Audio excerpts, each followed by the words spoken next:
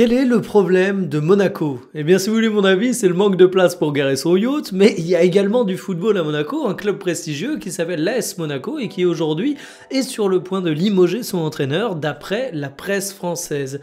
Alors forcément, quand tu limoges ton entraîneur, c'est qu'il y a un problème, mais c'est comme toujours autour de Monaco, vu de l'extérieur, c'est relativement flou. Je m'explique. Monaco, c'est un petit peu ce club de tous les paradoxes. C'est un des clubs les plus populaires en France. Quand tu vois Monaco jouer à l'extérieur, ils ont toujours des supporters impliqués. Tu peux aller dans n'importe quelle ville de France, tu tomberas forcément sur un supporter de Monaco, mais on sait le désert qu'est Louis II. Monaco, c'est également un club qui est riche, c'est également un club qui défend les couleurs françaises en Europe, mais dans le même temps, c'est un club où tu as l'impression qu'il n'y a jamais une exigence médiatique qui est absolument phénoménale. Ce qui fait que si tu prends en plus de ça les mercatos absolument pantagruéliques qu'a connu Monaco au cours de ces dernières années, même si aujourd'hui ça s'est largement calmé et Marseille fait beaucoup plus en la matière, bah Monaco c'est quand même un club drôlement difficile à analyser. Alors forcément au moment où l'AS Monaco s'apprête à renvoyer Adi Hütter, je me suis dit que ça pouvait être le bon moment pour faire le point.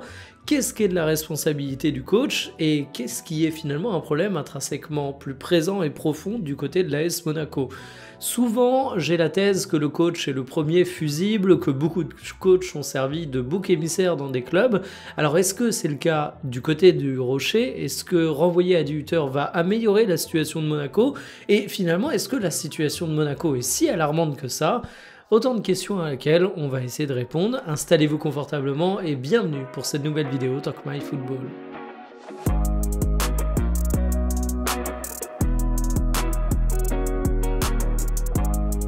Bon, je vous fais un previously in si vous avez loupé les informations. Adi Hütter est sur le point de pointer à France Travail. C'est ce qui ressort de la presse française. On sent que le club du Rocher va profiter de la trêve internationale pour renvoyer son entraîneur qui avait été pourtant prolongé en janvier dernier. C'est pas le résultat d'un naufrage incroyable parce que le classement de Ligue 1 présente un AS Monaco qui est relativement proche des leaders, mais c'est finalement une exaspération de long cours qui arrive suite à une certaine inconstance de l'AS Monaco. On y reviendra dans les critiques qui sont faites à Adi Hütter. Dans le même temps, la presse a évidemment quelques petites informations sur un successeur potentiel. Le nom qui ressort le plus, c'est Terzic, l'ancien coach du Borussia Dortmund. Il est auréolé d'une place de finaliste en Ligue des Champions, mais j'ai un peu de mal à le sortir parce que je vais être honnête avec vous, vous allez le voir au cours du développement de mon opinion. Pour moi, le principal problème de Monaco, c'est pas son entraîneur, même si j'ai des choses à lui reprocher. Et quitte à changer l'entraîneur, il faut prendre un coach qui peut répondre à tes difficultés. Et je suis pas persuadé que Terzic soit le meilleur mec quand tu vas recruter un entraîneur parce que tu as viré le précédent à cause de problèmes de fond de jeu. Les supporters du Borussia Dortmund pourraient vous dire que Terzic, certes, il a offert une finale de Ligue des Champions à Dortmund, mais dans le même temps, il a quand même signé une quantité de matchs où tu sortais extrêmement frustré. Et croyez-moi, quand on est obligé de suivre des matchs pour le boulot, on garde pas que des bons souvenirs des purges qu'on a eues avec le Borussia Dortmund, même si encore une fois, côté résultat, tout n'était pas acheté, très loin de là. Mais justement, on va s'attaquer à l'analyse de la situation monégasque et qu'est-ce qu'on peut reprocher à Adi Hütter? Qu'est-ce qui est du fait de cet entraîneur et qu'est-ce qui est du fait plus globalement de l'équipe? Je l'ai dit en introduction, la première chose c'est qu'en termes de résultats purs, Monaco c'est pas alarmant. Certes, tu t'es fait fesser par Bruges, certes en Ligue 1 tu peux revenir sur le fond de jeu, mais en termes de résultats, pour un début de championnat, aujourd'hui, tu es encore loin d'être à la traîne, les places que tu vises sont parfaitement accessibles et on peut même dire que ça aurait pu parfaitement tourner autrement et tu aurais pu être un petit peu plus haut. Là où il y a un problème, c'est que ok, ça aurait pu tourner autrement et tu aurais pu être plus haut, mais quand tu regardes les prestations monégasques, tu te dis que ça aurait sûrement pu tourner un peu plus mal que ce que tu vois actuellement comptablement.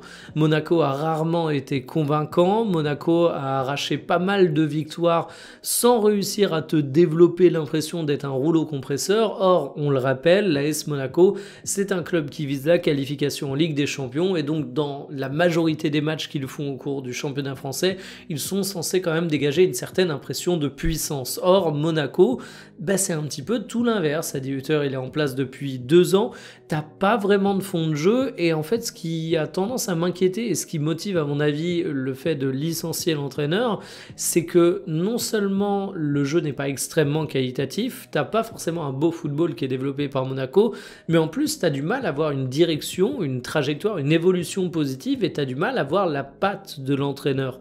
Qu'on aime ou pas Luis Enrique, qu'on aime ou pas Roberto De Zerbi, pour prendre deux coachs qui gravitent dans des hauteurs que vise l'AS Monaco, à savoir le sommet de la Ligue 1, même si ces trois clubs sont tous très différents, bah tu reconnais quand même leur équipe. Tu me fais jouer le Paris Saint-Germain avec un maillot neutre, tu me fais jouer l'Olympique de Marseille avec un maillot neutre, je suis quand même capable de reconnaître ces équipes, et pourtant je suis pas le plus grand tacticien du monde. Du côté de l'AS Monaco, vous allez peut-être me mettre en avant certains circuits préférentiels qui sont identifiables, mais on va être honnête, il n'y a quand même pas la patte d'Adi Hutter qui ressort de manière phénoménale. Donc en fait, tu as des victoires, mais qui ne sont pas obtenues toujours de manière très convaincante.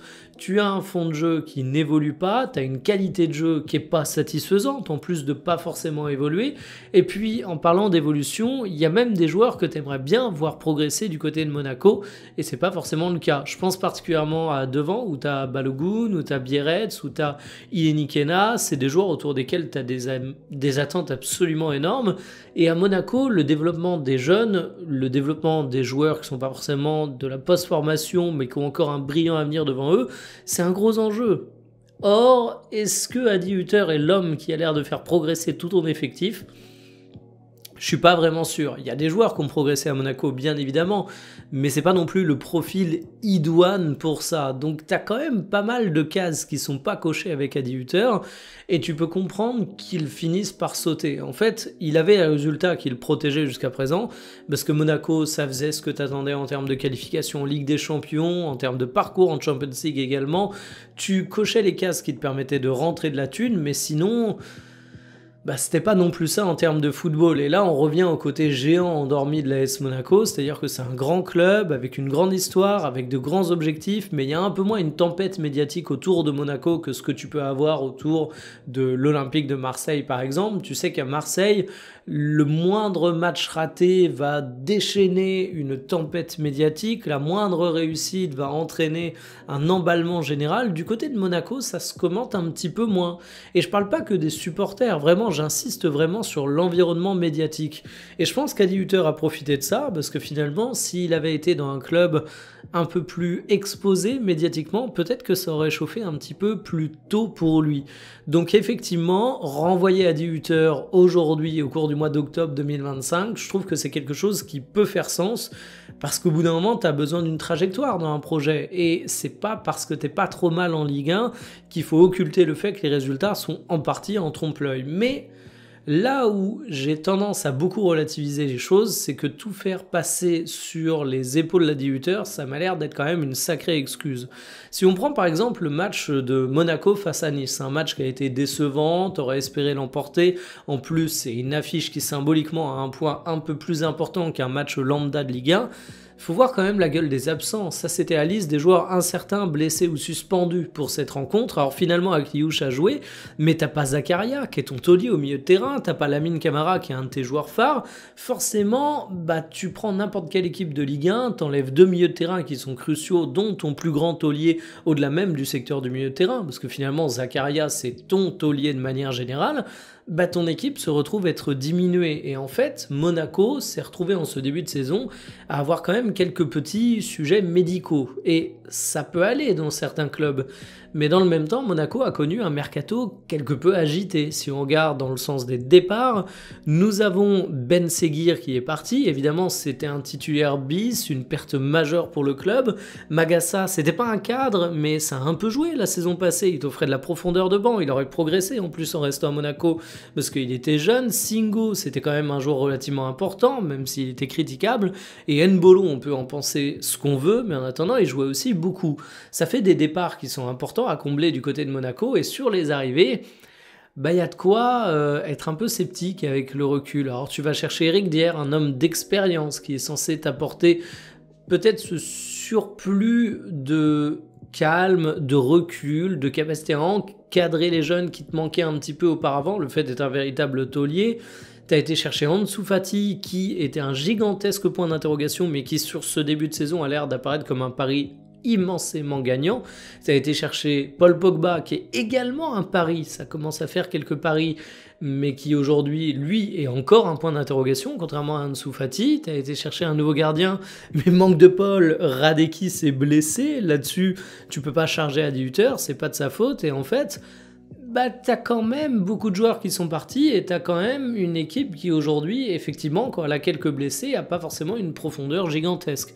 Surtout que je le rappelle, Monaco est un grand club, Monaco est un club avec de grandes ambitions, donc ton effectif, c'est pas qu'un effectif pour jouer la Ligue 1 comme l'Olympique de Marseille l'année dernière, c'est un effectif qui doit jouer la Ligue 1, c'est un effectif qui va devoir jouer la Coupe, c'est un effectif qui va jouer la Champions League, et le tout en espérant bien figurer. Si t'es Monaco, t'espères sortir de la phase de Ligue des Champions. T'espères faire un podium dans le championnat français. T'espères pas sortir dès les premiers tours de Coupe de France. Donc mine de rien, ça demande pas mal de choses. Et en fait, sur les autres problèmes de Monaco, je vous parlais de géants endormis, parfois j'ai l'impression qu'il y a un peu ça avec certains joueurs monégasques. J'aime pas parler de motivation au cours des rencontres parce qu'on se retrouve vite à avoir des discours de piliers de bar en mode « Ouais, ces joueurs ils mouillent pas le maillot » et finalement ça nous donne des mecs qui font des courses démagogiques qui n'ont aucune utilité tactique et surtout juger les joueurs à est-ce qu'ils ont l'air nonchalants ou pas sur le terrain et c'est très très vite limité. Mais j'ai quand même pas l'impression de faire une erreur quand je dis que Monaco, c'est une équipe qui est inconstante et qui souvent est davantage convaincante dans les gros matchs que dans les petits. Et ça, au bout d'un moment, c'est juste pas acceptable. Alors évidemment, t'attends du coach qui soit capable de mobiliser ses joueurs, qui mette en place un degré d'exigence permanent qui fait que t'as pas ce genre de problème, mais charger entièrement le problème sur Adi Hütter, c'est déresponsabiliser les joueurs, et pour moi, il faut pas faire ça en fait. Ok, Adi Hütter n'est peut-être pas l'homme qu'il faut pour ça, mais en attendant, tu peux quand même reprocher aux joueurs d'être aussi irréguliers, et des éléments irréguliers du côté de Monaco, t'en as quand même un sacré paquet. C'est en fait l'inconvénient d'une des caractéristiques profondes de Monaco. Je m'explique. Quand tu vas avoir, et décidément je parle beaucoup de Marseille dans cette vidéo, un Roberto De Zerbi qui arrive du côté de l'OM, il va te raconter qu'il a été séduit par l'ambiance du Vélodrome. Évidemment, il y a une partie énorme de communication là-dedans, on va pas jouer les naïfs, ça permet de se mettre le public dans ta poche immédiatement, mais il y a quand même un peu ce côté, quand tu signes à Marseille, tu sais que tu vas avoir la ferveur marseillaise pour le meilleur comme pour le pire. Il y a des joueurs qui vont pas à Marseille parce qu'ils savent que si demain tu peux pas sortir de ta baraque parce que tu as fait un mauvais match et que t'es persona non grata dans Marseille, c'est quand même une pression monumentale. Du côté de Monaco, tu as l'avantage et les inconvénients. Tu as l'avantage parce que finalement, Monaco, c'est un cadre de vie qui est plutôt cool. Si tu es un joueur étranger, tu peux avoir des avantages fiscaux. C'est pas le cas si tu es un joueur français, précisons-le. Et franchement, Monaco, c'est la bonne planque. Je sais pas comment dire ça autrement, mais tu sais que tu vas grandir sereinement, sans une frénésie médiatique toxique. Tu sais qu'en même temps, tu vas jouer des compétitions européennes, que tu vas disputer le sommet de la Ligue 1. C'est franchement cool. Mais du coup, t'as peut-être des mecs qui fuient l'environnement bouillant de Marseille pour aller à Monaco, et donc t'as peut-être un peu plus des mecs qui ont un profil de joueurs pantouflards à qui il faut mettre quelques petites claques pour les réveiller.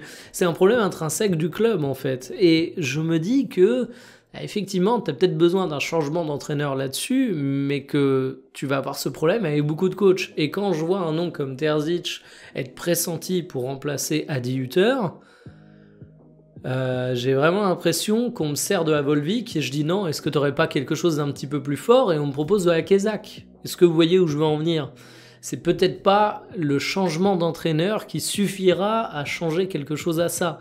Et puis du côté de Monaco, tu as également des joueurs qui sont relativement frustrants. Si on prend par exemple un mec comme Golovin, j'aime bien Golovin, il est doué quand il est sur le terrain, mais Golovin, c'est quand même vrai qu'à certains moments, il incarne l'irrégularité, notamment par ses blessures.